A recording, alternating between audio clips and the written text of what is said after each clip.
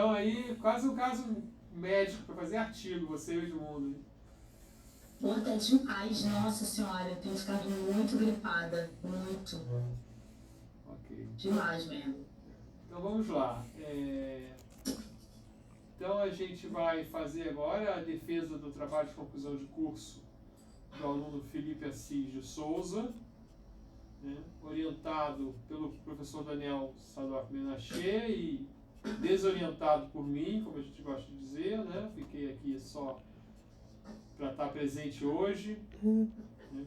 E teve resultados publicados, né? Que é muito importante. Então eu passo a palavra agora ao Felipe para fazer a apresentação.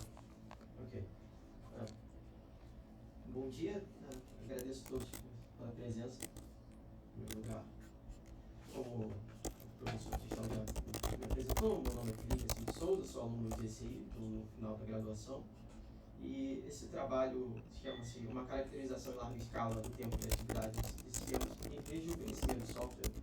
Ele é uma extensão de um trabalho que eu fiz na iniciação científica um bom tempo atrás com o professor Daniel. Inclusive, foi publicado uma versão inicial e depois foi publicada uma versão estendida desse trabalho. Trabalho em conjunto, em parte, com outros alunos, que ajudaram na parte de coleta de dados, que era um trabalho bastante árduo. Mas vamos lá. Introdução, né? O que é rejuvenescimento de software? Essa pergunta é central.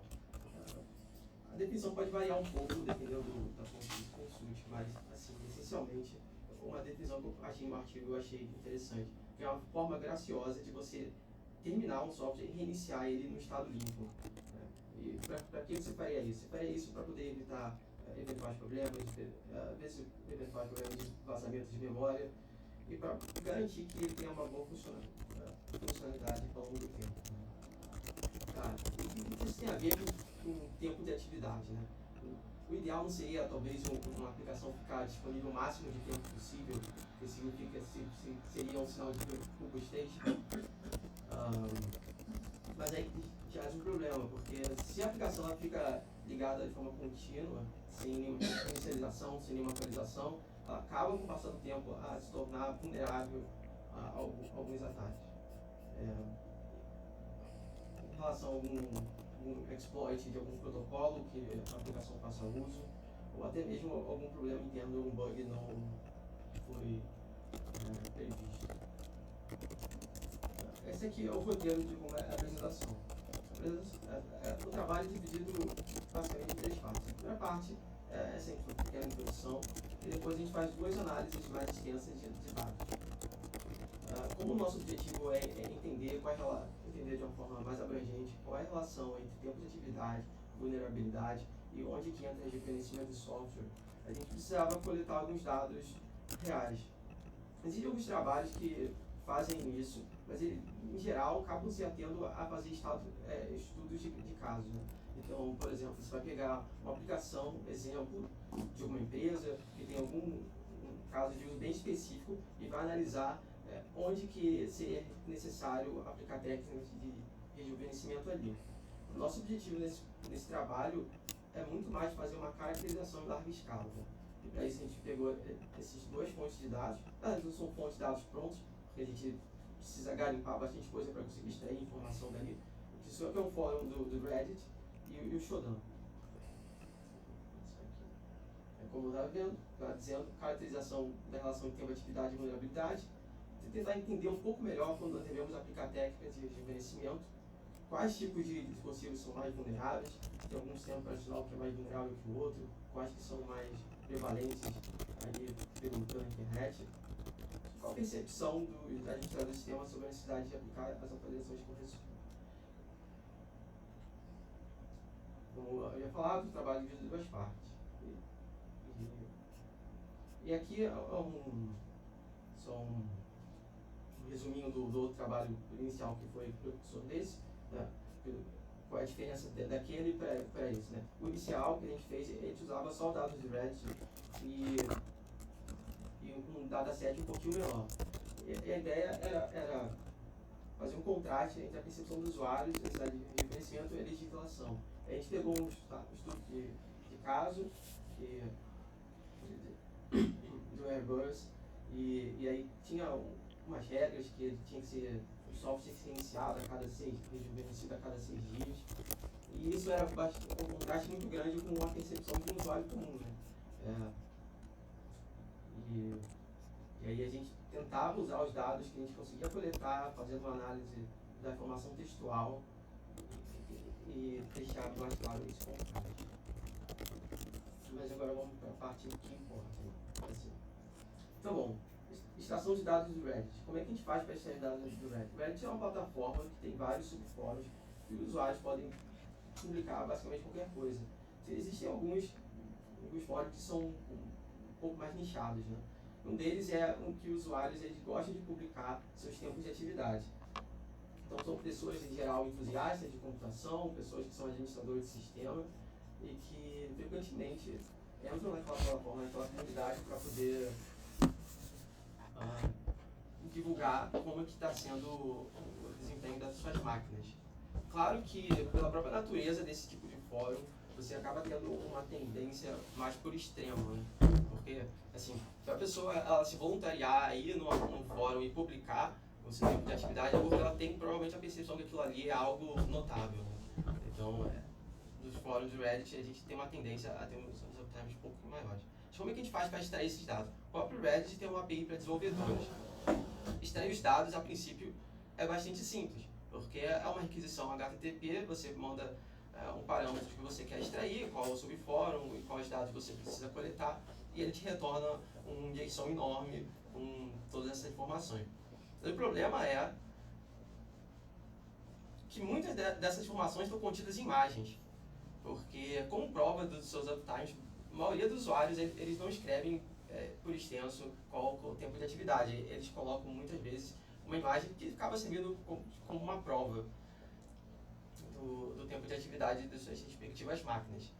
E para a gente conseguir extrair os dados de uma forma um pouco mais sistemática, a gente usou uma biblioteca em Python que permitia converter a imagem para informação textual. Felizmente, as publicações são todas em inglês, e aí o modelo que já existia também para a língua inglesa. Isso facilitou um pouco na hora de extrair informação textual das imagens. E aí, depois a gente fazia um parsing para poder formatar tudo isso e conseguir depois converter tudo para a mesma unidade, porque poderia estar em dias, em outros casos em anos, mas para você poder medir, você tem que converter tudo para a mesma unidade. Como o Reddit é um fórum, tem muitas outras pessoas, além daquelas que fazem publicação, que são usuários que fazem comentários. E aí, os comentários a gente consegue extrair um pouco de informação textual. A informação textual, ela é útil nesse caso, né, para fazer uma análise mais qualitativa e um pouco quantitativa, porque a gente consegue contar a ocorrência dessas palavras, que dá uma ideia de qual é a percepção do usuário sobre esse problema. Alguém quer água, né? Não. Aqui a gente dividiu as nuvens de palavras geradas em 3 partes. Numa análise que a gente fez pré-2019, que foi que a gente fez na primeira versão do artigo que foi publicado, e depois a gente fez uma análise um pouco maior. A gente pegou os dados posteriores a isso, que já era a época pós-Covid, pós-2019, e depois a gente juntou esses 2 datasets. Assim, em ambos os casos é possível ver que a palavra server é bastante prevalente. O que faz sentido, né? Porque normalmente você quer um servidor que fique rodando e sua aplicação fique disponível o maior tempo possível. Mas é aí que entra o problema de que você deixar ele muito tempo ligado, significa que muitas vezes você vai acabar deixando passar algumas atualizações ou correções. Agora, curioso é que pós-2019 a palavra laptop ela passou a aparecer um pouquinho mais. E era algo que basicamente não aparecia e não havia ocorrência no dataset inicial. O que é curioso isso porque foi logo na época pós-Covid, possivelmente tinha mais usuários usando o laptop em casa do que pessoas trabalhando diretamente no seu servidor. Sem nunca te ligar, né? E a laptop você fecha, mas não desliga. uma tabela para resumir o que a gente conseguiu encontrar do dataset. Um conjunto de dados, assim, considerando tudo, 770 publicações. E aí, mais alguns comentários e informações de imagem transformadas em texto, novamente. E aqui a gente tem uma média de uptime de 1.210 dias, que é bastante coisa. Mais de 3 anos operando aí, quase 4 anos. Uma coisa interessante é você analisar não só os tempos de atividades, mas também conseguir quebrar isso em outras categorias. Como a gente faz isso? A gente consegue categorizar nossos dados com os sistemas operacionais utilizados. Então, os usuários normalmente eles vão dizer, explicitamente ou não, provavelmente às vezes a gente vai ter que inferir através da imagem do report disponibilizado por ele, qual o sistema operacional que ele usa. Não. E, bem, aqui a gente pode ver que o sistema Linux é o mais comum, o que não é exatamente uma surpresa, né? Porque é o que é o mais assim, útil para o caso de uso assim, mais geral dos usuários. E na outra visualização à direita, a gente tem um uptime médio em dias para cada um desses sistemas operacionais ou sistemas. Naturalmente, o roteador ele tende a ter um uptime maior, né? Porque não é uma máquina de uso comum que você vai precisar ficar reinstalando novas versões com tanta frequência.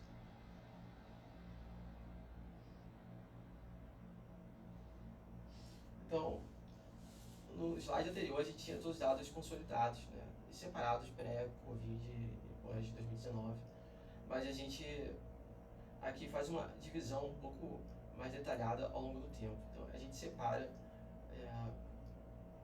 para cada ano e tenta analisar essa evolução. Em 2022 tem menos dados porque foi a época que a gente parou de coletar, mas estava seguindo mais ou menos a mesma tendência do que do ano anterior. E como a gente falou, o Linux é muito mais comum do que o Windows, e os roteadores se tornam menos frequentes os dados reportados após 2019. Um pouco menos frequentes. Mas, novamente, tem que se considerar que esses dados não são necessariamente um retrato assim, universal do que há na internet, são dados autorreportados pelos usuários. Talvez a mais interessante dessa análise seja traçar o gráfico da distribuição acumulada do nosso dataset. Só 25% das publicações reportam tempo de atividade menor do que 200 dias, que é bastante coisa se pensar. Né? Mais de meio ano, 75% das aplicações têm tempo de atividade maior que meio ano. E nós temos uma mediana aqui igual a 609 dias. E uma coisa interessante é que mesmo os dados pré-2019 e pós-2019 seguem basicamente a mesma distribuição. Que, apesar da contagem de ter variado um pouco, a distribuição se manteve bem próxima. Agora a gente vai passar um pouco para a análise dos dados do Shodan, que é diferente dos dados do Reddit, que são dados autorreportados. Os dados do Shodan a gente busca de forma sistemática. Para isso a gente usa uma API do Shodan. Consumir os dados da API também é bastante simples. Agora, tratar os dados é um outro problema. A gente precisa usar a versão Enterprise para a gente conseguir ter acesso ao streaming. A versão gratuita ela permite fazer requisições HTTP. Você pode pegar no instante, mas se você quiser deixar a aplicação rodando continuamente, extraindo os dados, você precisa pagar pela versão Enterprise. E aí você consegue ter um stream os dados dispositivos que o Shodan consegue encontrar. Ali na documentação da API ele chama de banner. E ali ele dá informações de IP, porta, dispositivos. Às vezes o uptime não necessariamente ele dá uptime. E é um volume de dados bastante grande. Para ter uma ideia, já uns 10 segundos a aplicação rodando e depois escrever os dados que são obtidos num TXT, você vai ter um arquivo por volta de uns 100 megabytes. Então você vai fazer uma conta, assim, 10 megabytes por segundo, 60 segundos você vai implicar isso. E aí você vai ter muitos terabytes de dados se você for querer deixar isso rodando por não sei, 5 dias, uma semana. E é quase que inviável você trabalhar com um dataset completo. O que você tem que fazer, até mesmo por limitações de espaço no armazenamento, compactar, né, os dados antigos que você não está trabalhando no momento e fazer análise a parte a parte. Né? Depois você consolida os resultados, depois você termina de fazer a análise. E aí, bem, como a gente estava mais preocupado na parte de uptimes, alguma parte dos dados iam ser descartadas. A gente não ia usar todos os banners, porque a gente queria só os dispositivos que tinham uptime. Mas a parte de extração é provavelmente a parte mais trabalhosa desse processo. Os dados do Shodan tinham algumas coisas curiosas. Remoção. Remoção. Escapou também. Não vi. Tá. Umas coisas interessantes porque tinham uns banners que eles davam um uptime muito grande. Que era, por exemplo, um uptime de 50 anos. Não parece algo factível. 125 anos. E aí esse era lá no último percentil. E esses top. O computador mais velho que eu usei era de 1975, que eu usei em 2000 e pouco.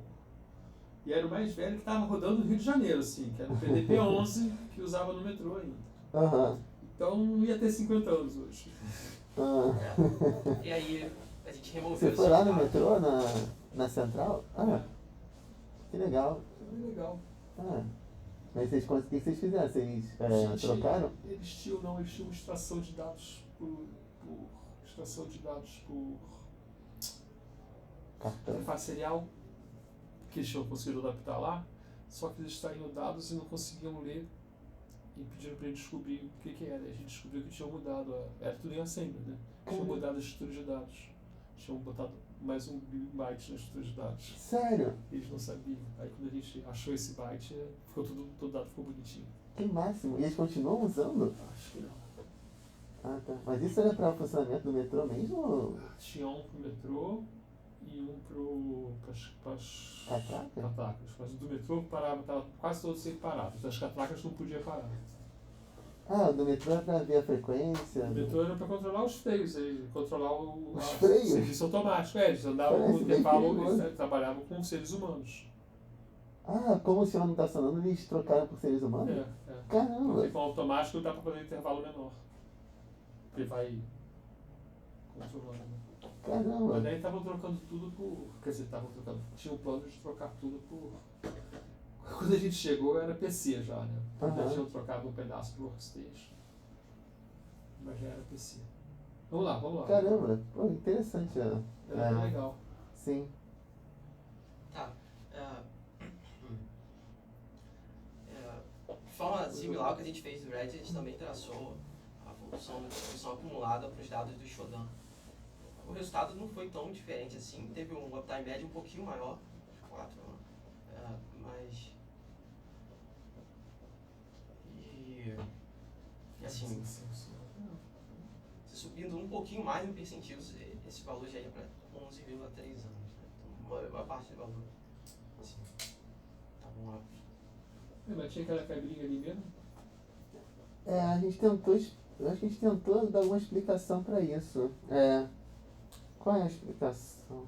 Ali, perto de 11 poucos anos, eu não sei se a gente tem alguma explicação para isso. Você se lembra se tem alguma explicação para isso? 11,3 anos. Realmente tinha um aumento ali. Sim. Parece que tem vários dispositivos que tinham exatamente... Tinha alguns dispositivos que tinham tempo fixo, a gente não podia tirar. Mas acho que a gente não tem explicação para isso. Por que que apareceu aquele degrau ali no 11.3 anos. Não, pode ser que assim, eles não achem no Shodan nada com acima de 11 anos e vai pro 1 direto. Pode ser que seja simplesmente isso que o gráfico está dizendo. Mas na ele verdade. teria que ser mais cedo. Né? Não. Bom, pode ter um pontinho aí, né? É isso, mas é isso. Tem uma distopia no meio pra mim. Pode ser. Pode ser que quando bate em 11.3 ele tem 11.3 para sempre. Exatamente. Pode Isso, ser. assim, não tenha nada, ou seja uma limitação da própria biblioteca. É verdade. Não lança o uptime. Pode ter alguns dispositivos, alguns softwares que tem um limite, né? Teria sido interessante ver esse tempo medido em segundos ou em alguma outra unidade para ver se bate no valor máximo de alguma variável. Enfim, mas são conjecturas, né? Não me lembro se a gente chegou a botar alguma coisa. Não pode atrapalhar. Desculpa.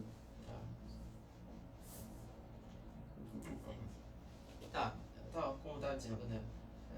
Um volume bastante considerável de dados e eles dão algumas informações como IP, uptime e algumas informações adicionais, às vezes até qual sistema estava sendo rodado naquela máquina. Você poderia ter informações sobre o sistema operacional, que a gente vai analisar no próximo slide, e tem algumas etiquetas que o próprio Shodan ele classifica os dados que você consegue coletar. Então, por exemplo, dispositivos na nuvem, o banco de dados, compromised. O Shodan ele tem uma tag que ele pode marcar alguns dispositivos que são comprometidos e naturalmente assim o que é esperado é que os comprometidos tenham um uptime maior, que é o que de fato ocorre. Se eu observar que os dispositivos comprometidos vão ter um uptime maior do restante do conjunto de dados, o que faz sentido, porque se ele está o grupo que está mais tempo ligado, ele vai ter mais tempo sem ter atualizações ou correções. Acho que esse é um dos slides mais legais, na minha opinião. Constando que só 5% dos dispositivos estão marcados como comprometidos, mas esses 5% têm uma média de uptime muito maior do que os outros. Eu acho que isso foi uma observação muito interessante.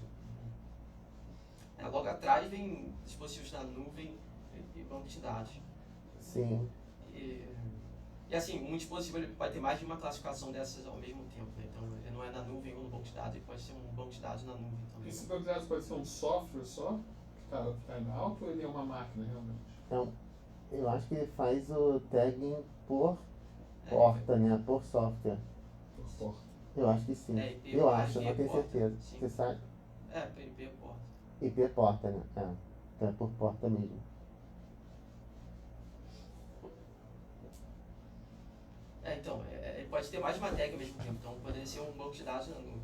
Porque, assim, são esse tipo de aplicações que, do lado do usuário, o usuário quer ter maior disponibilidade possível, né? Ele não quer que o serviço caia. Então, por um lado, você poderia achar que um uptime alto é positivo, mas por outro lado, você vai ficar mais vulnerável a algumas falhas de segurança. Você pode rapidinho voltar no último? Rapidinho. A mediana tinha dado. Porque está em anos. Mas de qualquer forma a mediana tinha dado. Você acha que é. Entre. A mediana acho que é 0 ponto alguma coisa, né? Quando o y é 0,5, o x é mais ou menos 0. 60% já está no. É ali o meio, né? Menos que. Acho que é meio. É bem menos que os 250 que apareceu ali pro Compromise. Sim. Legal. Ok. A gente botou ali. Peraí, uptime médio 4 anos. Tá aí. A gente não botou. Você botou a média 4 anos, assim. 250. Se bem que olhando assim, na verdade, Compromise de 250 não é tão grande em comparação com a média. É pequeno em comparação com a média, né? Agora. Pensando dessa maneira. Mas de qualquer maneira é bem grande em comparação com a mediana. Vamos deixar ele acabar, a gente Certo. Deixa eu ver, isso é interessante. aqui a gente faz uma análise similar ao que a gente fez também na parte dos dados do Reddit. E a gente tenta segregar por sistema operacional, o sistema que está rodando, o roteador. E, novamente, os sistemas Linux são os mais comuns. E roteadores também tendem a ter uptimes mais altos. Linux. Agora, uma coisa interessante é observar que o Windows sempre vai. Sim, ele tem um uptime até bem próximo do Linux, olhando os dados do Shodan. Que às vezes pode causar uma surpresa, porque o Windows tem um histórico de ter alguns probleminhas de atualização, e no fim das contas o uptime médio não foi tão diferente dos sistemas Linux. Sempre reseta quando dá upgrade, né? Pois é. Eu achava que seria bem maior a diferença.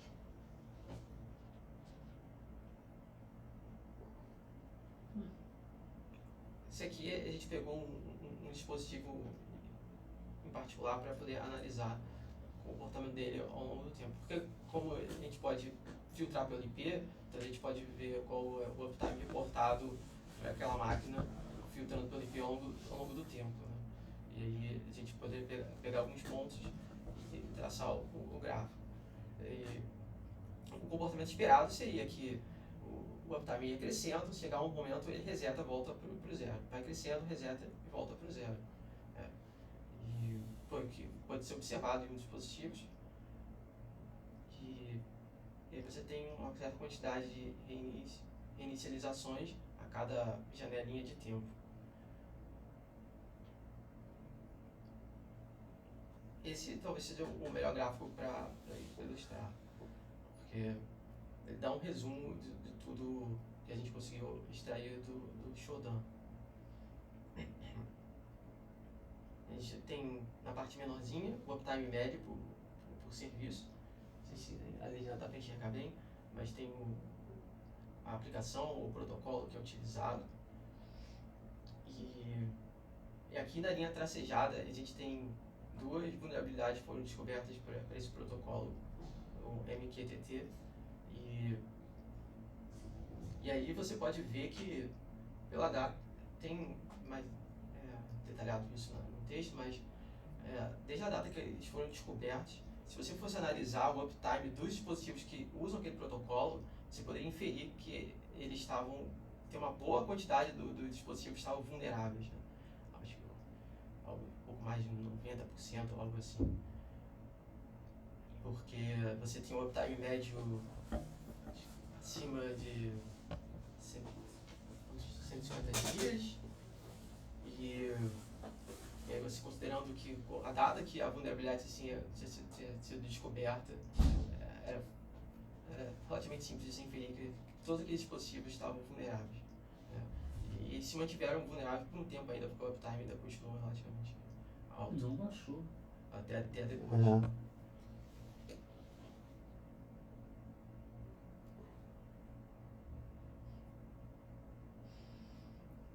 Não são todos os banners que dão essa informação, mas em alguns sim, deles é possível obter a informação geográfica.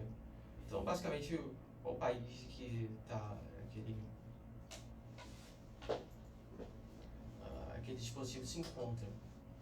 E aí isso requer um trabalhinho, porque você tem que fazer um mapeamento de todas as siglas dos países lá que o banner te dá, depois poder organizar tudo isso direitinho, mas aí depois você consegue montar umas visualizações interessantes.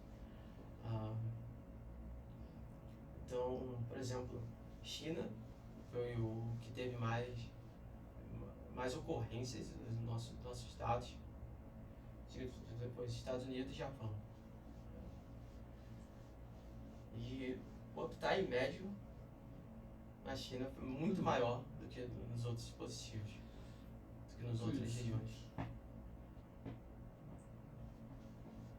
E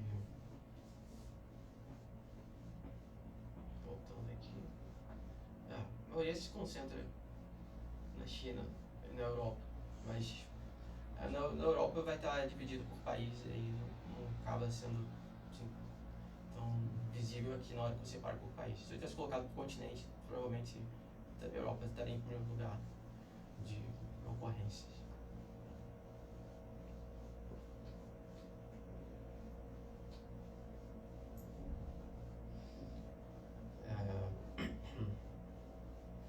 Algumas comparações, mas as coisas que eu acabei falando ao longo da passando dos slides, acho que a média do uptime no Shodan acabou sendo um pouco maior do que no Reddit. O que é curioso porque no Reddit você pode deixar que os usuários só estão reportando os dados altos, considerando esse percentil aqui. E um ponto que eu tinha citado, o problema de usar dados do Reddit, que é um fórum, né? E não só o problema dos dados serem auto-reportados, mas porque é um fórum de língua inglesa, e aí, inevitavelmente, ele acaba gerando uma segregação de quais são os usuários que vão utilizar aquela plataforma, né? Então, você poderia inferir, talvez não vai ter muitos usuários chineses usando o Reddit. E a gente viu que os dispositivos da China são os que têm o maior uptime médio. Então, você tem essa barreira linguística de onde você está extraindo os dados, pode acabar explicando um pouco dessa diferença.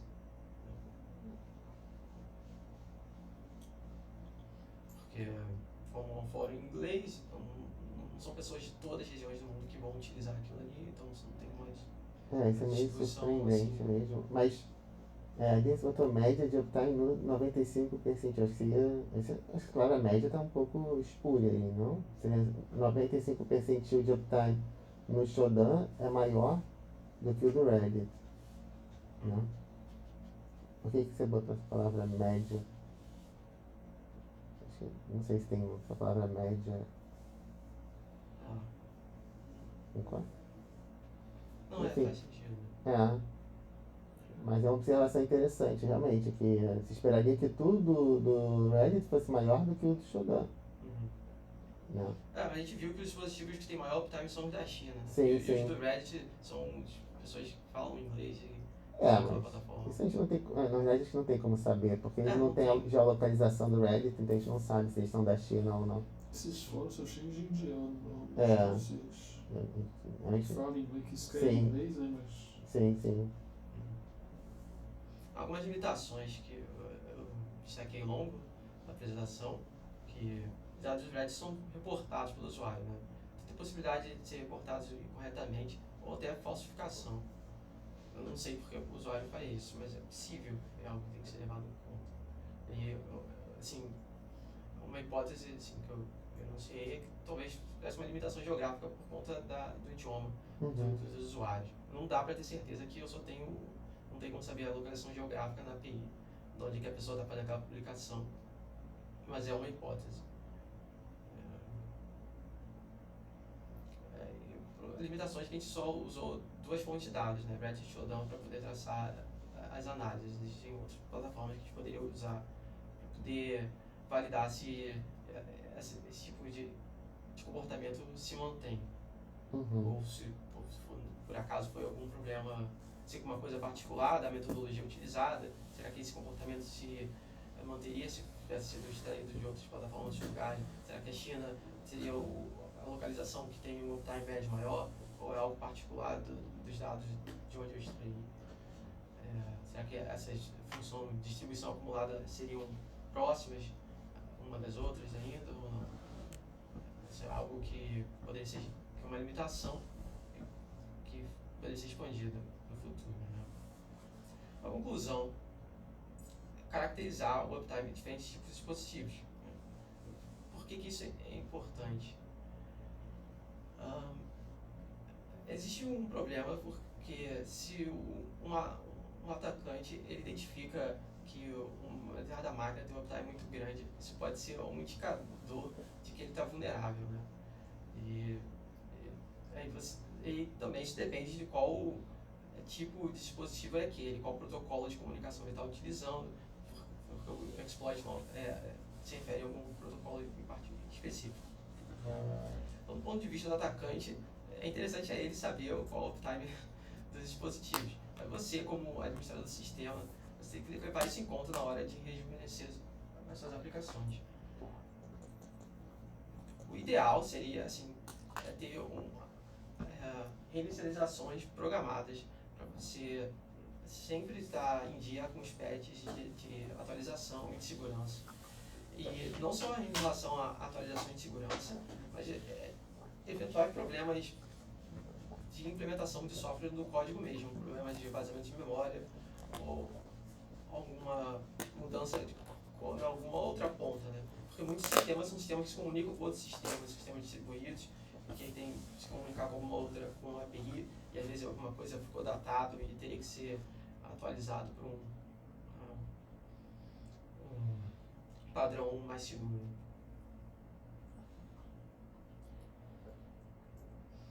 E assim, naturalmente, na evidência, dispositivos comprometidos tendem a possuir uptimes mais longos, o que é algo assim, até auto-evidente, mas se confirma com os dados que a gente conseguiu coletar. Como fica para trabalhos futuros, expandir a base de dados.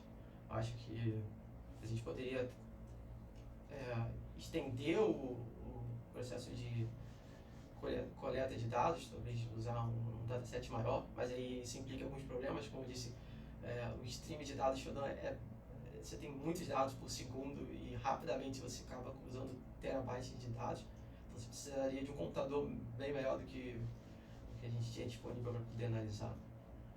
E expandir medições espaciais, né, dá uma ênfase maior nas particularidades de cada localização geográfica.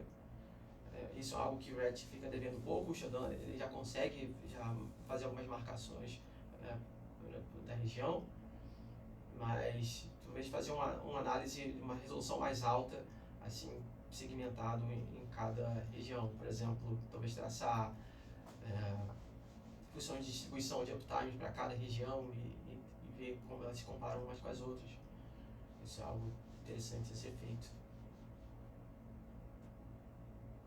E não só analisar o snapshot, assim, algo do presente, mas tentar analisar isso por um período, uma janela de tempo maior, né? E ver como esse comportamento vai evoluindo ao longo do tempo. Os uptimes, a média de uptimes, ela vem aumentando ou vem diminuindo. E aí você consegue compreender um pouco melhor o comportamento dos administradores dos sistemas. Será que hoje a tendência é de queda nos uptimes médios, ou os usuários ainda continuam adotando as mesmas práticas de rejuvenescimento? Isso é algo que precisa ser acompanhado ao longo do tempo. E aí é um trabalho bastante extenso, novamente por problemas de processamento dos dados. Acho que é isso. Acho que é isso. Obrigado, Felipe. Obrigado, Felipe. Agora a gente vai passar a fase de perguntas e comentários, né? E vai começar pela professora Rosa. Acho que a gente está com todos os sons desligados, não sei se o meu está ligado aí. Deixa eu aumentar aqui. Não, Na verdade... acho que o meu está. Tá. Porque ele recupera o feedback ali, né? E aí não está recuperado. Tá funcionando. Estamos ouvindo. Eu liguei aqui meu microfone já. Estamos ouvindo. Posso falar? Pode. Obrigado, Rosa, pela participação e melhoras aí para você. Tá. Bom, obrigada pela apresentação, Felipe, do trabalho. Aí eu anotei aqui algumas observações, né, que eu tenho para fazer. A primeira coisa, né, que eu acho que eu fiquei curiosa de saber é como é que por exemplo, esse Shodan, ele busca por essas vulnerabilidades e filtros, né? Como é que a ferramenta detecta que um dispositivo está vulnerável? Porque somente pelo uptime dele você não pode inserir que ele está vulnerável, né?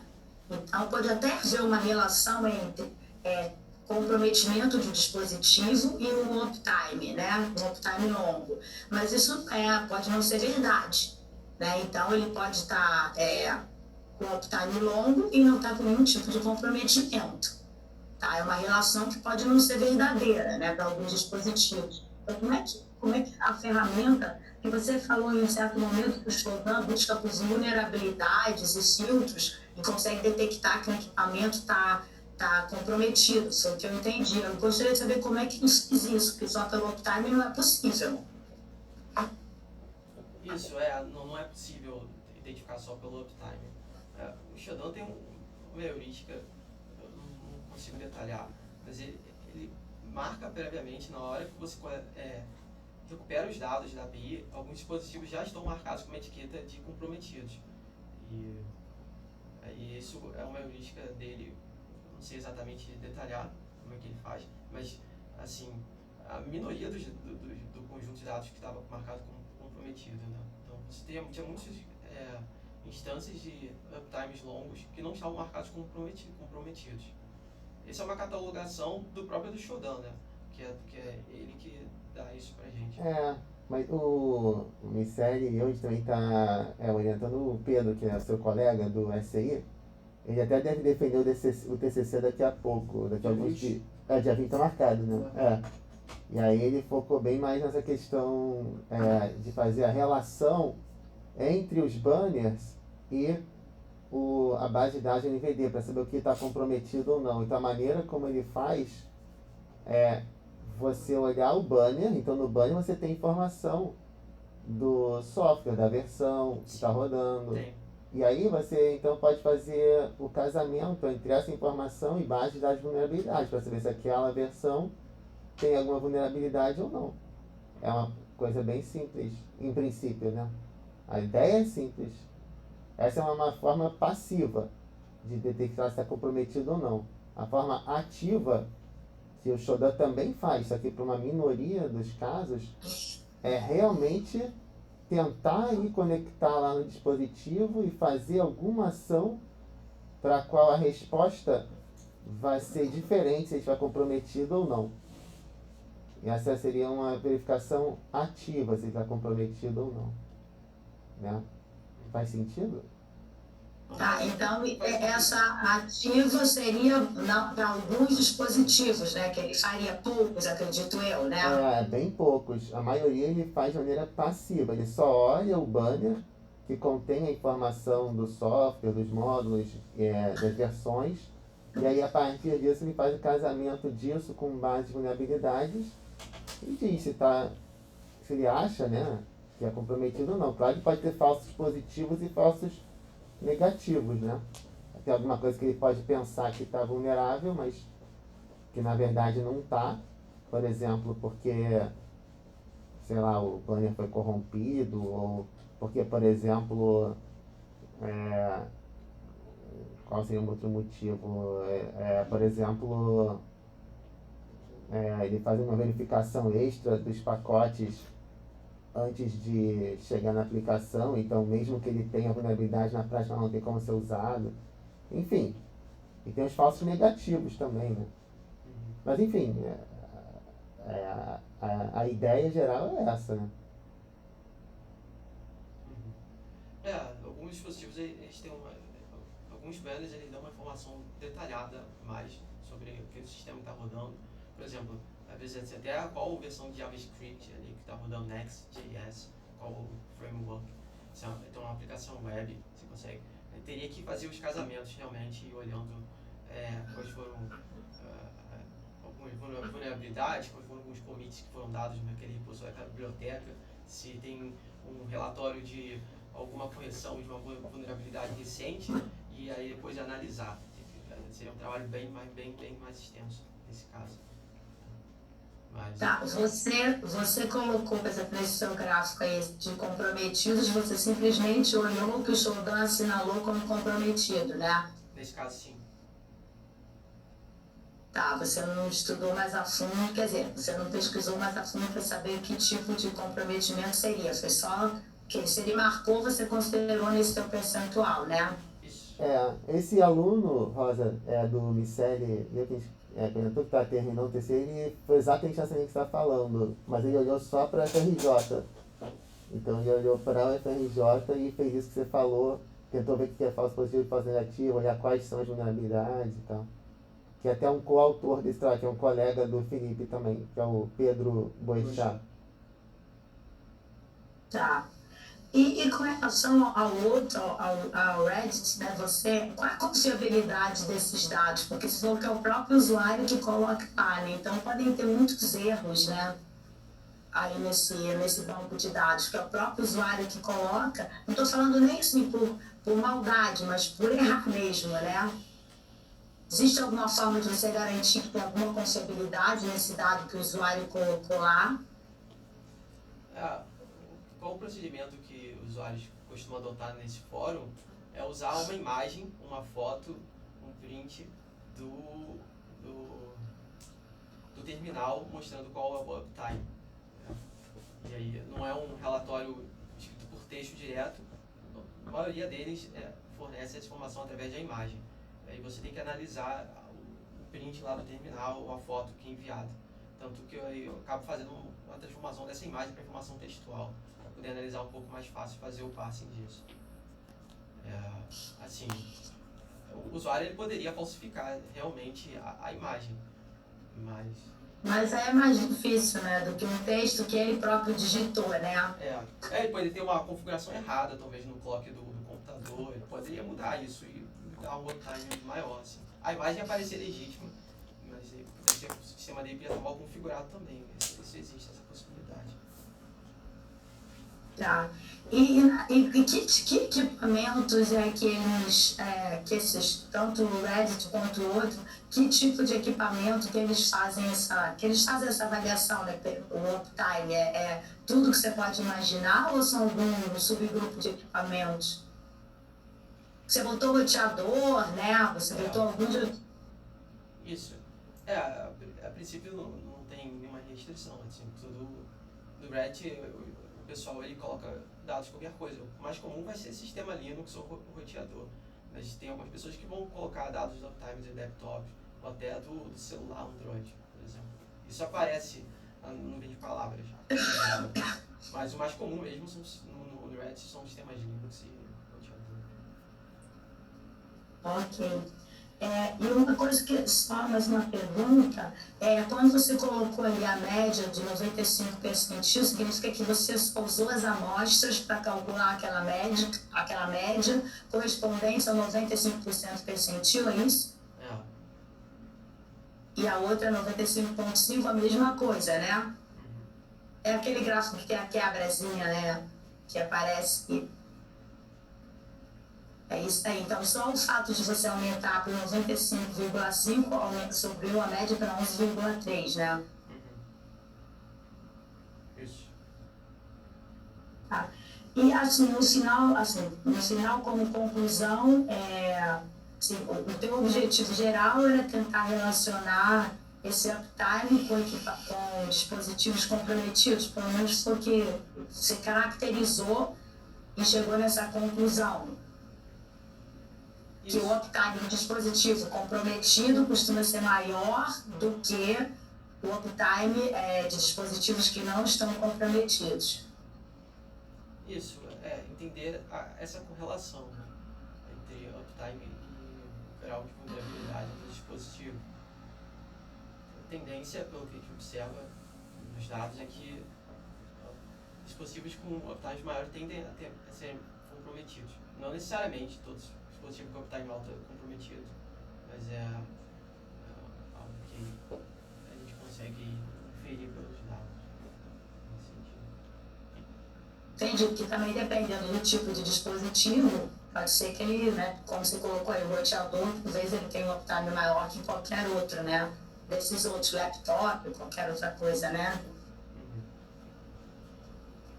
Isso. Ok, só com relação ao texto, Felipe, eu vi que você vai fazer umas correções, pelo menos a versão que eu tenho, está cheio de pequenos erros, mesmo de erro de português mesmo, né? De uma frase que tem uma palavra a mais e tudo.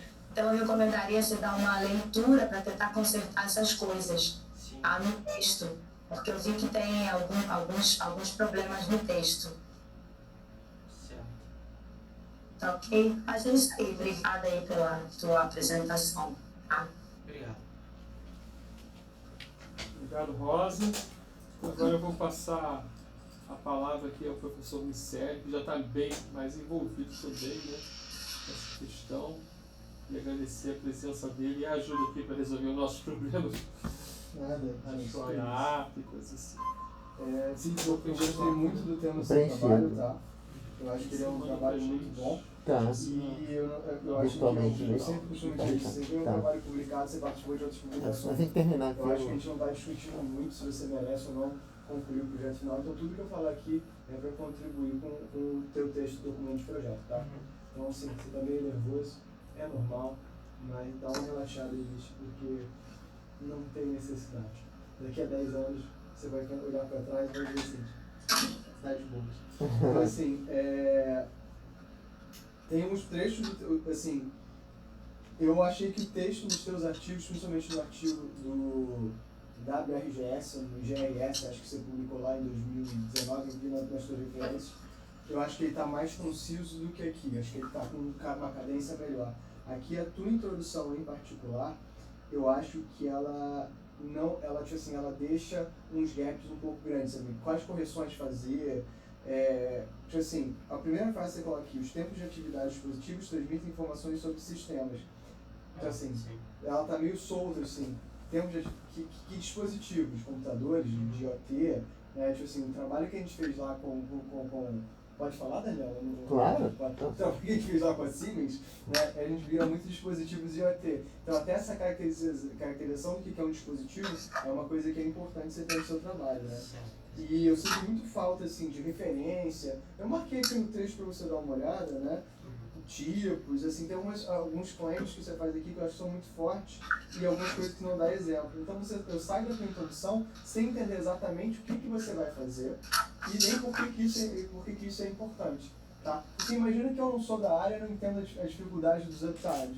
Eu vou olhar para o teu trabalho e assim, ele pegou os tempos que os negócios estão ligados e fez uma análise de dados. Pô, mas você não está dizendo qual é a dificuldade disso, por que isso é difícil, por que isso é importante. Por que ninguém fez isso antes? Porque isso é uma questão importante, assim. Então, tem no teu trabalho rejuvenescimento, mas aqui na tua introdução não tá. Então, assim, é muito importante que na tua introdução eu saia dela entendendo por que é relevante, qual é o seu problema, como eu vou resolver esse problema, né? E alguns conceitos fundamentais.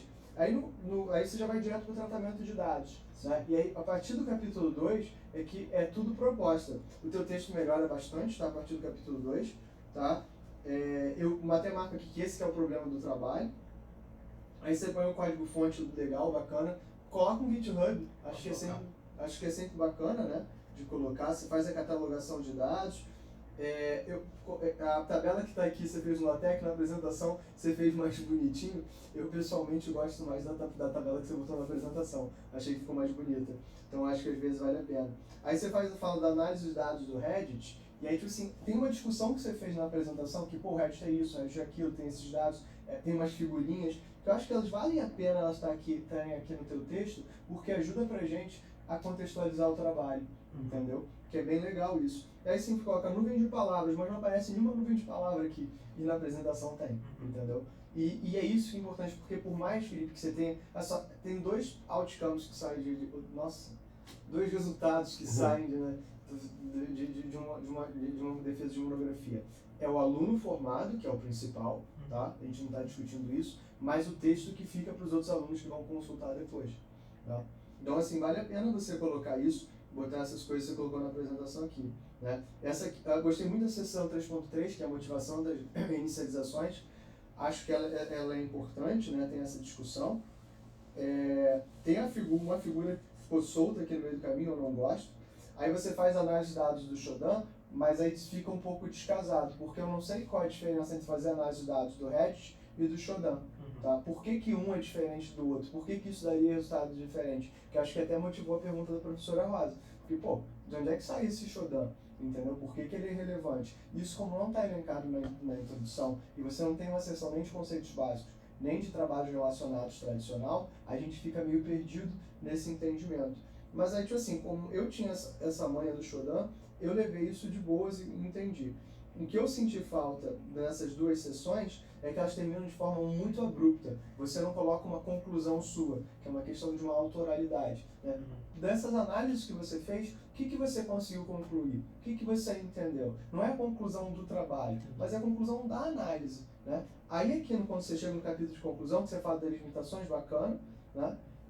Mas é interessante você ter agora assim, o trabalho foi sobre isso, isso, isso e isso, eu realizei isso, isso, isso e isso, os resultados foram esse e aqueles, né? E dada a análise que eu tive no capítulo 3 e no capítulo 4, a minha conclusão geral é isso aqui, ponto, beleza, fez isso aqui, aí você entra nas limitações, tá?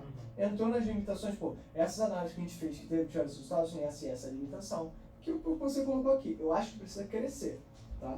Eu acho que precisa crescer isso aqui. Tá? Porque ainda tá o meu brinco que é uma conclusão de artigo, né? Artigo a gente nunca tem tempo, nunca tem espaço, nunca tem nada. Então a conclusão de artigo e a gente fecha por aqui, galera, a gente vê na próxima. E a mesma coisa acabou acontecendo nos seus trabalhos relacionados, trabalhos futuros, né? Ficou só um parágrafozinho que tem até mais coisas aqui na tua conclusão mesmo da apresentação. Vale a pena você colocar. Considerações finais, né, que é o que eu colocaria primeiro. Você tem os typos aqui, eu fui marcando no documento, né, mas é typo do LaTeX, né, que a exceção que foi mal referenciada aí não volta. Acho que eu mudei o nome de algumas coisas. É possível, entendeu? Tipo assim, aí dá uns crashes aqui, aí aparece aquele, né, interrogação. Exatamente. O LaTeX é ótimo, desde que você tome cuidado com essas paradas, entendeu? Os seus trabalhos relacionados a essa sessão eu achei muito, muito, muito curta. E assim, é só um parágrafo, não, isso deveria ser um capítulo todo. Tipo assim, discutindo os trabalhos relacionados e quem tentou ver essas coisas antes. E você tem uma série de boas referências aqui na tua bibliografia que tratam desse assunto de rejuvenescimento. Uma estratégia para você eliminar o teu trabalho é fazer o seguinte, né, que é eu sempre brigo com o Daniel, que é o seguinte, o Daniel ele tem uma versão de escrita muito mais livre que a minha. Eu sou cartesiano, eu só consigo entender introdução, conceitos básicos, trabalhos relacionados, propostas, experimentos e conclusão. Aquela coisa mais feijão com arroz, feijão com arroz, feijão com arroz. E tem outro professor que trabalha muito com segurança, o professor Rush, ele diz que é o estilo da minha orientadora que eu copiei e colei e entronizou na minha alma. Falei, tô em paz. Mas assim, existem estilos de escrita, muitas das monografias e dissertações do Daniel vale a pena você dar uma olhada, eles juntam os conceitos básicos com os trabalhos relacionados. Conforme vai mostrando para o rejuvenescimento, vai mostrando os trabalhos relacionados. Isso resolveria o problema que você teve, tá? Da introdução do conceito básico. Vale a pena você dar uma misturada, mas essa subseção acho que você tem que crescer com carinho. Achei muito legal a escolha das tuas referências, elas são bem feitas.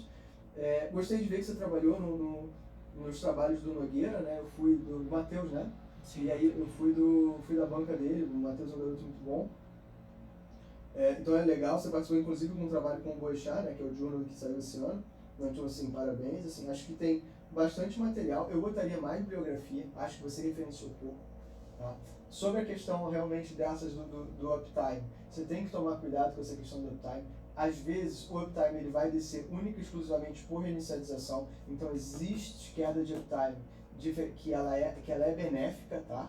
Então você tem que ver isso tem que ser excluído. Então olha só, você tem que fazer, eu acho que eu senti falta de uma análise entre os elementos comprometidos e entender o seguinte, por que o elemento comprometido vai ser o elemento com maior uptime? Cara, porque eu quero atacar o servidor.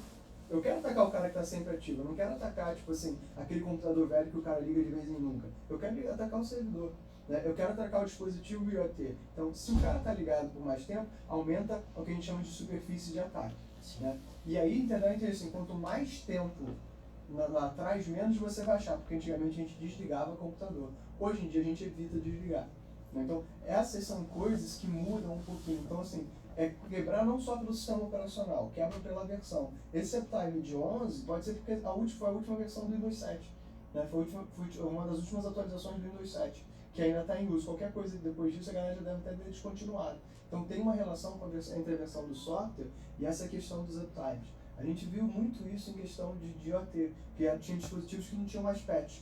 O Pedro pegou isso no trabalho dele bastante. Tinham dispositivos que estão rodando, mas estão aí, e a empresa desapareceu, sumiu, ou mesmo a própria Siemens que falou, mas a gente não trabalha mais com esse dispositivo. Teve uma reunião que teve isso, cara, a gente trabalha mais com esse negócio. Eu falei, tipo assim, como assim, meu irmão? Tá ali, tá no teu parque, inclusive. Mas a gente não trabalha, mas tá vulnerável. E a resposta dos caras foi, Se então, chama End of Life. deu end of life, assim, tipo, mas tá ativo, tá trocando, assim, o problema não é ser end of life, o problema é ser end of life é vulnerável.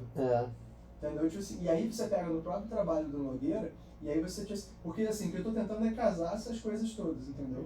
Você tem o trabalho do Nogueira que você fala que tem a questão do patching, né? E tem qual aquele outro menino que tá assim agora, um branquinho? Algum colega seu? Não, foi teu aluno, mas de uns que também começou o projeto da Sims. O Miguel? Não, antes do Miguel, defendeu antes do Miguel. Sim, é um outro Matheus. Isso.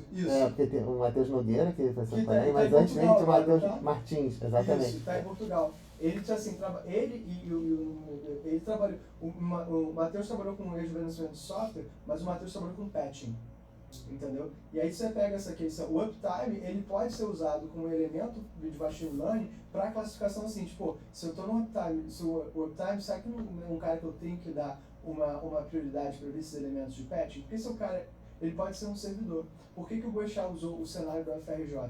Porque é uma rede heterogênea, grande, e com tipos diferentes de dispositivos. Você vai ter tanto um computador tipo do Daniel, que é um computador, tipo assim, relativamente novo, quanto você vai ter um desktop tipo esse aqui que está na sala, e os dois estão coexistindo na mesma rede, com as mesmas restrições de segurança.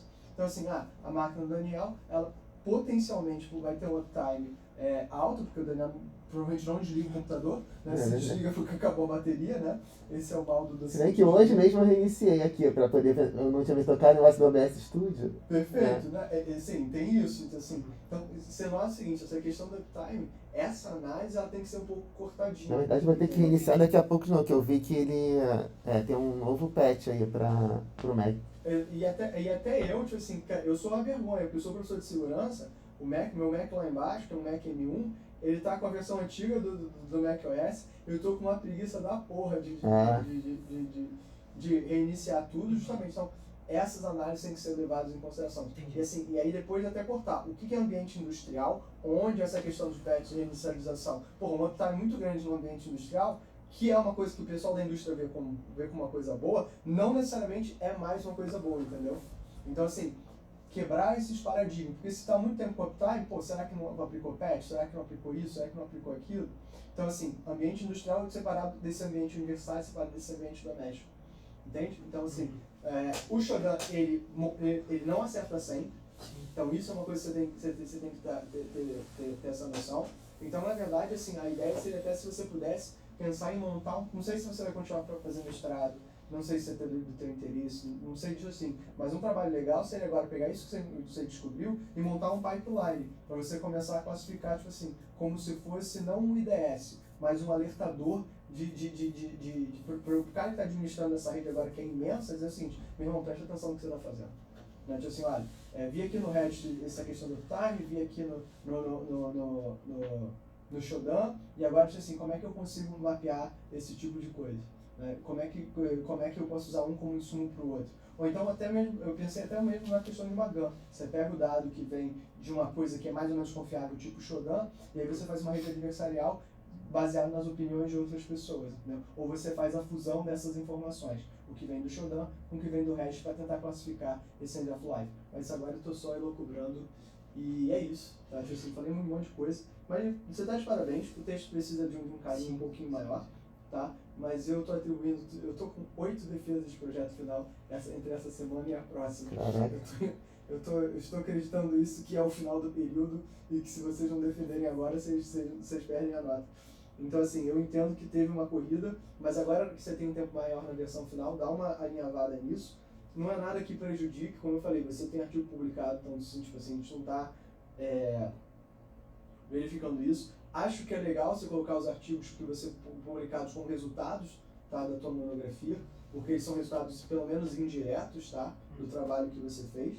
É legal pra gente também, coloca eles como anexo, eu acho bacana, né, mesmo que você não seja o primeiro autor. Tudo bem? E o código-fonte, mais uma vez, coloca isso aqui assim, aí mostra, assim, vale a pena você mostrar uma arquitetura também, de como foi o teu experimento, né? Do que você utilizou, uma figurinha ajuda a gente, né? Eu posso colocar um diagrama assim. Tem umas coisas que você coloca, assim, o importante tem coisas que você já colocou na apresentação que podem estar inclusas aqui, entendeu? Então, assim, mas tenha carinho com o teu texto, tá? Eu acho o seguinte, tem uma coisa que é estilística. Eu odeio essa coisa de você entrar num capítulo, numa seção e numa subseção, você não tem nenhum preâmbulozinho, entendeu? Tipo assim, ó, nesse capítulo veremos isso, nessa seção veremos isso. Você faz isso direto, não tá errado. A polícia não tem nenhuma regra que a polícia do projeto final vai te prender. Eu só acho assim que pra gente que tá lendo, e eu nunca li o projeto final uma vez só, porque eu, tipo assim, a primeira vez é pra eu conhecer o teu texto, a segunda vez é pra eu realmente avaliar. Então, tipo assim, às vezes eu quero voltar em alguma coisa que eu li e eu já não lembro mais onde é que é. Então, pô, isso acaba sendo cansativo pro leitor. Então, o preâmbulo é uma gentileza que você faz pro leitor, tá? Então, mas é isso, chega. Né? Falei acho que 20 minutos sem parar de respirar. Não, muito obrigado. Você fala errado. Obrigado. Eu vou então fazer o contrário aqui, como o verdadeiro orientador, o orientador foi o Daniel. Eu vou falar um pouco sobre minhas opiniões aqui e eu guardei pouquinha coisa aqui para falar.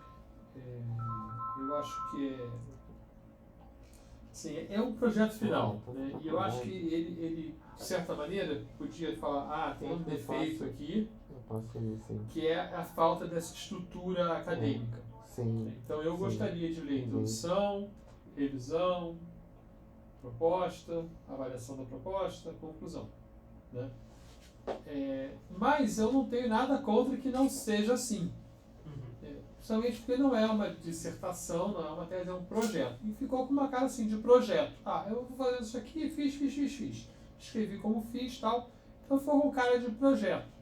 Mas eu, sinceramente, senti falta bastante dessa revisão, do que os outros fizeram, né? Isso eu senti falta de posicionar, né?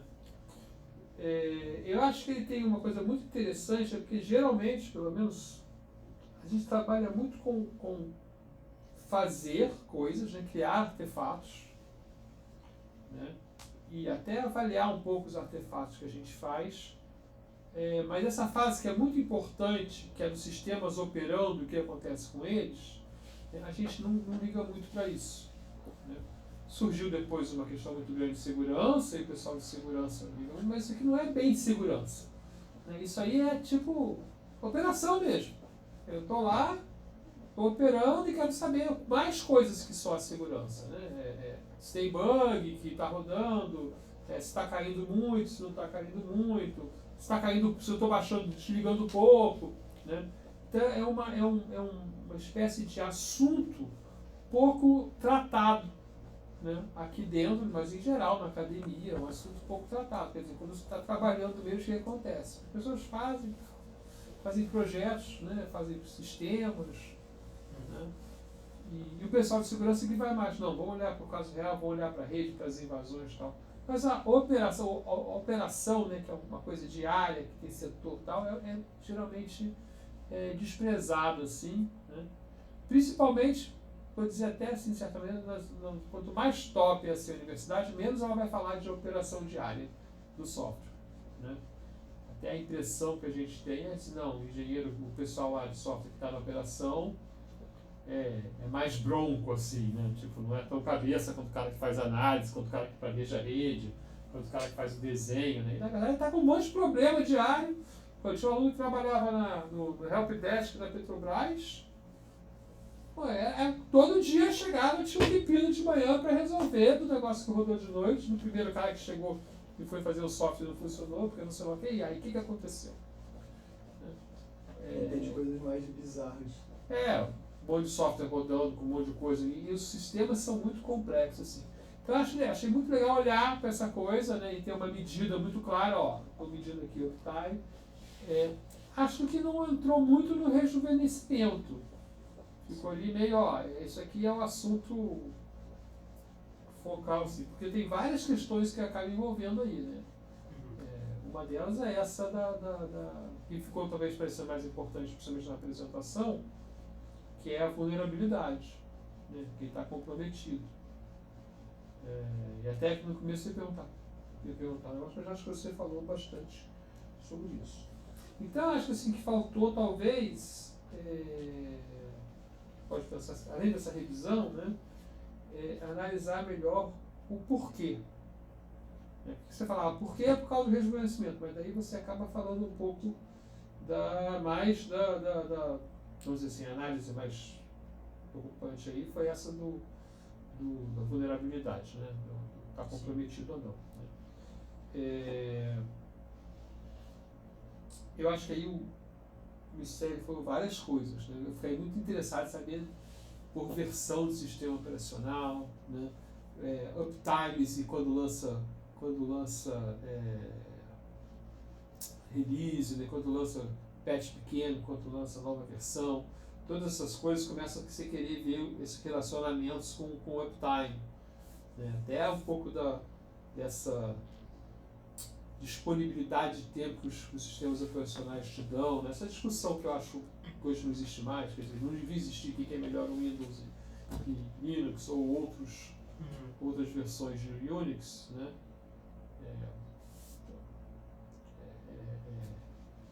Depende muito mais da organização da empresa do que do sistema operacional.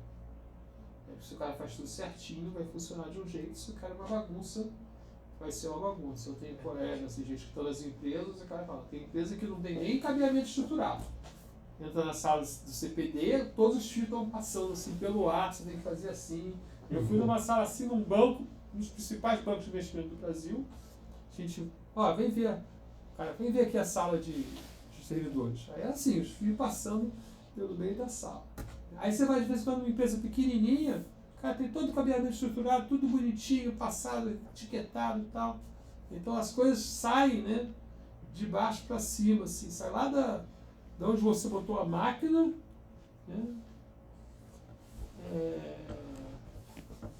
Se tem fornecimento, como é que é o fornecimento de rede, como é que o cara projetou no breaks. Né? Então foi essa empresa pequenininha, o cara tinha lá, aqui tem 8 horas de no break. Pô, mas para que você quer 8 horas de no break? Porque se você tiver 8 horas sem luz, não vai ter ninguém usando esse sistema. Não, mas eu tenho 8 horas de no break, os Estados Unidos estão funcionando, eu estou funcionando, mas não vai ter internet. Não, a gente... E aí você vai subindo de nível, e aí provavelmente o uptime do cara, não, eu faço manutenção, eu dou os patches, né? Então o uptime do cara não vai ser alto, apesar de ele ter uma disponibilidade altíssima, porque tem tudo duplicado, ele tira uma máquina, depois ele vai aí bota outra máquina, né? Porque o cara tem uma organização muito boa. E acho que isso tem muito a ver com o que o sistema operacional está usando, né? E coisas assim. Né? Então, assim, quando vocês falaram, fazer isso dentro de uma empresa grande, deve ser uma coisa muito melhor. Pô, imagina, se fizeram uma Siemens na vida. Se fizeram só para o IT ou fizeram para tudo? Tudo. Aí você vê até a diferença de desempenho de tratamento da própria empresa, que é uma coisa que tem claro na área de desenvolvimento. Você está superestimando a organização deles. Não, mas você tira um retrato que é muito melhor. Né? Você vê em desenvolvimento lá, quando vai fazer certificação, tem um lugar que está em nível 5 e tem outro lugar que é nível 1. Sim. Né? Então, tem todo esse... Agora eu estava conversando com um caso de uma empresa que faz coisa que funciona a 2 graus debaixo d'água e testa sem ar-condicionado. Está 10 dias sem testar nada, porque faz 50 graus, ela não consegue testar. Então tem várias essas coisas, tem muita coisa interessante, eu acho que você mostra e que você saiu de um dado muito, muito ruim, né? O dado do Reddit é um dado muito ruim, né? Sim. É até uma espécie de competição, quem está mais tempo no ar, né? Como se isso fosse absolutamente bom. Eu nunca desliguei minha máquina, pô. Exatamente. Será que isso é bom? Você está rodando o quê? Não, Ubuntu 1.0. Por outro lado, eu desligo minha máquina todo dia, provavelmente também é ruim. A não ser que o cara tenha um motivo, né, de construção. Não, todo dia, às 1 da manhã, eu posso desligar minha máquina, eu desligo tudo, aí eu conserto, está faltando e tal. Aqui, por exemplo, eu tenho um problema de uptime sério no projeto, estou tirando as coisas daqui. Comprei uma máquina para rodar no projeto, desisti. Falei, dá mais o seguinte, vai queimar a máquina, eu vou tirar a máquina do CPD, vou botar a máquina na minha sala para eu usar, porque eu saio daqui e desligo a máquina, ela não vai queimar no fim de semana. E vou botar a máquina na AWS, estou contratando uma máquina na AWS para rodar. Igual a minha. Então tem várias coisas que estão envolvidas aí, e você acho que eu já vi que é um pedaço, eu não tinha entendido isso, né?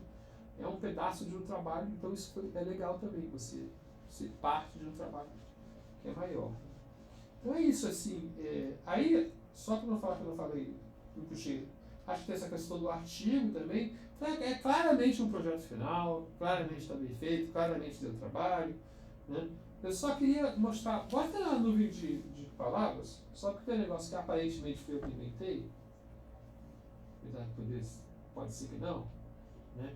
Uma coisa interessante, né, você fez aí, tipo, tem uma nuvem de palavras aí que é a adição das duas. Né? Mas uma coisa interessante é fazer a subtração.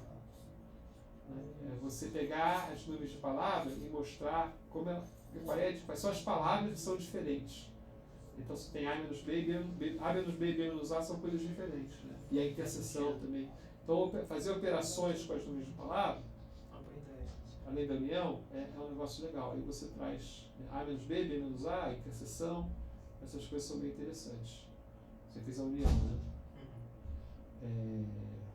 Que aí você começa, porque na verdade aí você está olhando e tentando tirar a conclusão. Né? Aí quando você põe a nuvem de palavras, você tem. A diferença fica mais nítida. E outra coisa que tem nas nuvens de palavras é, na verdade,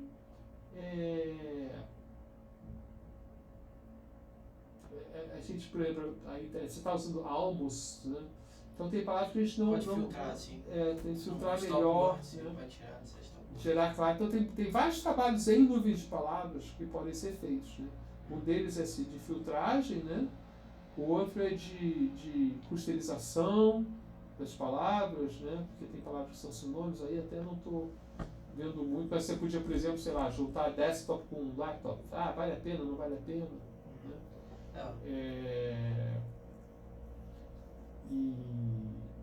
Então essa sugestão que eu daria aqui para qualquer trabalho de nuvem de palavras pode trabalhar. Mas acho que é um projeto final, acho que as pessoas aí que olharam detalhadamente o texto trouxeram essas correções, né? Mas eu senti falta dessa revisão mais formal. Esse é um recado maior para o Daniel do que para você. Pô, Daniel, não esquece esse negócio da sustentação. Do trabalho relacionado. Trabalho relacionado, revisão, historinha, de onde saiu isso? De onde saiu, né? Mediu uptime. Então, algum cara já mediu? O quê? Vocês que inventaram? Então, essas coisas a gente fica sempre se perguntando e espera encontrar um lugar. Né? Aquela coisa. A gente tem umas metodologias de ler. Né? Então, você lê o quê? Você lê a introdução, a conclusão. A conclusão geralmente não explica nada. Aí você volta a ler a proposta. Aí, sabe, aí você faz assim, então eu entendi o que eu vou ler. E aí você lê, e às vezes quando você já leu uma coisa, você até pula, já vi esse diagrama, já vi tal. Assim. Mas a gente nunca lê essas avaliações, a gente nunca faz linearmente porque a gente sabe que pode não dar tempo. Sim. Você começa a ler e fala, mas eu vou conseguir acabar? Porque às vezes não consegue, às vezes você tem um cara na sua sala, interrompe, morreu um aluno. Explodiu uma bomba, o computador saiu do ar, né? Você tem que resolver um problema. Então a gente tem muita estratégia de leitura. A minha é essa, ler introdução. Por exemplo, os alunos gostam muito de fazer uma introdução genérica, assim, né? Desde 1910, quando inventaram o carro, quando sei lá o que, eu já fico desesperado. Não, calma aí, tipo assim, porque é trabalho relacionado, você entende que tem um aluno que quer dizer, a matemática é linda, porra. Aí, não, tem mais, mas é assim, né? Aí fala, não, tem que, né? E aí a gente lê, aí a gente acha qual é o objetivo, qual é a questão de pesquisa, né? A gente procura certas coisas. Qual é o teorema que você vai provar? Depende do espírito. Né? E uma coisa que a gente olha é qual é a revisão do tema. Cadê o capítulo de revisão? Não tem. Aí a gente não tem o capítulo de revisão. Aí já fica, não sei sobre o que ele está falando, não sei o que ele sabe. Aí você vai ler, acha coisas e entende melhor. Mas a existência do capítulo ajuda muito. Tá? Entendi. Mas também não tem problema de não ter. O projeto final é um projeto também. Mas daí talvez possa ser mais escrito também. Focar mais no seu que eu falo, tem um negócio que o negócio fica orgânico ao longo do texto. Dá pra fazer. Eu acho que é mais difícil. E eu acho que o aluno apanha. Assim, eu participei tive umas 2 ou 3 dissertações super bem escritas, que não estavam no formato padrão, e o aluno apanhou muito por causa disso. É porque alguém chega e fala, não se escreve assim uma tese. Eu tive um aluno que escreveu uma tese usando DSR, Design Science, em ciclos. Então cada capítulo era um ciclo. Cara, quase o cara mandou reescrever tudo de novo. Tipo, o cara teve essa discussão, acho que ele devia reescrever. Ah, mas tá bom, eu falei, acho que não. Depois de 4 anos alguém diz que tem que reescrever, eu desisto. Eu vou pra casa, eu falo assim, meu Aí o cara passou 15 minutos discutindo o que tinha que ser no formato padrão. No final, não, gente, olha, a gente que mandou ele fazer assim e tal, não vou mandar reescrever não, porque não dá, né? Você vai ficar assim. Mas o aluno sofre. Então, em outros formatos também. Eu até, uma das teses mais bem escritas que eu tive era um aluno que escrevia bem e fez assim, organicamente. Ele ia contando as coisas. Isso tem um defeito que você não consegue separar muito bem o que é próprio do aluno, né? E o que é literatura. Porque ele vai escrevendo junto. Mas ficou bem descrito. Também. Apanhou pra caramba de uns caras da mão. Mas o que você fez está ótimo, assim. Parabéns, o trabalho é bom. Só apoio, botar no GitHub como público, essas coisas ajudam as pessoas. Se você quiser botar público, se você quiser pegar isso aí para fazer um software, não sei lá o que, aviso que o software é da FRJ, né, agência de inovação, né, negociar como se faz isso. Né, porque você criou isso dentro do contexto da FRJ, com o orientador da FRJ. Então, isso não te pertence, lamentavelmente. Né? A gente acha que pertence a gente, não te pertence, pertence ao FRJ. Então, a maneira de fazer isso é falar, bota em uso público. Aí depois você usa o seu uso público mesmo. Né? E é isso, então. Parabéns. E eu vou passar a palavra agora ao verdadeiro orientador, que é o Daniel. Agradecer ter me chamado só para essa... Eu que agradeço. Obrigado, Chechel. E obrigado por ter ajudado aí no trabalho também do Felipe, né? Então, o Chechel também participou aí do trabalho. Proposta. Hã? Eu orientei só a proposta. Sim. Nós teve também ajudas ali no trabalho em si. E parabéns, obrigado, Michel, pelos comentários e Rosa também. A gente está gravando aqui, eu decidi gravar para ficar mais fácil registrar. Depois eu te passo, Felipe. E parabéns aí, Felipe. Então, eu estava tentando me lembrar aqui, enquanto eu estava falando, se você chegou a participar também com o Matheus, você participou de quais trabalhos? Foi do QoE e QoS, desse, e você chegou a participar também com o João Ismael lá das questões do CEDERJ? CEDERJ? Sim. Também. Pois é, então, ao longo esse é um problema interessante aí que o Felipe teve, que foi escolher o que seria o TCC dele, porque ele fez pelo menos 3 TCCs ao longo da graduação dele, né? Então foi extremamente prolífico. Eu acho que é bem raro ter um aluno que tenha trabalhado em tantas frentes junto depois com... E agora está mais uma frente, né, junto com o seu estágio, né? Que agora deve ter virado um emprego full time, né?